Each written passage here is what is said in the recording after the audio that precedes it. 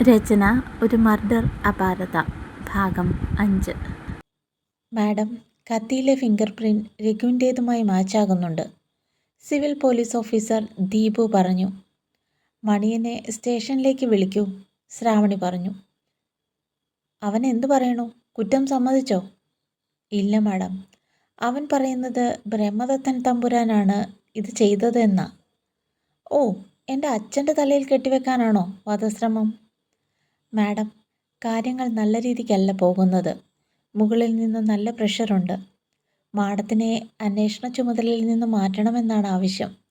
മാഡത്തിൻ്റെ അച്ഛനെ പ്രതിയാക്കാൻ ഒരു ശ്രമം നടക്കുന്നുണ്ട്. അതിനാർക്കാടോ ഇത്ര ധൈര്യം? എന്തായാലും SP ഓഫീസിൽ നിന്നും ശ്രാവണിയെ ഒഴിവാക്കിക്കൊണ്ടുള്ള ഓർഡർ വന്നു. ശ്രാവണി കേസ് അട്ടിമറിക്കാൻ സാധ്യതയുണ്ടെന്ന് നാട്ടുകാരുടെ പരാതിയാണത്രേ. കുറച്ച് ദിവസം ലീവ് എടുത്തോളാൻ DIG പറഞ്ഞു. ശ്രാവണിക്ക് അപകടം മണത്തു. രഘുവിനെ സ്റ്റേഷനിൽ നിന്നും പറഞ്ഞു വിട്ടു. അവൻ്റെ വിരലടയാളം അവർക്കൊരു തെറ്റ് പറ്റിയതാണെന്ന്. ആർക്കായിരിക്കും തൻ്റെ അച്ഛനെ കൊടുക്കാൻ ഇത്ര താല്പര്യം? അച്ഛാ, നമുക്കൊന്ന് കറങ്ങാൻ പോയാലോ? എവിടാ മോളെ? ദുബായിൽ, ചേട്ടൻ്റെ അരികിൽ. കുട്ടികളെ കണ്ടില്ലല്ലോ. മോൾക്ക് അച്ഛനെ സംശയമുണ്ടോ? ഇല്ല, ഒരിക്കലുമില്ല. പിന്നെന്തിനാ മോളെ നമ്മൾ ഒളിച്ചോടുന്നത്?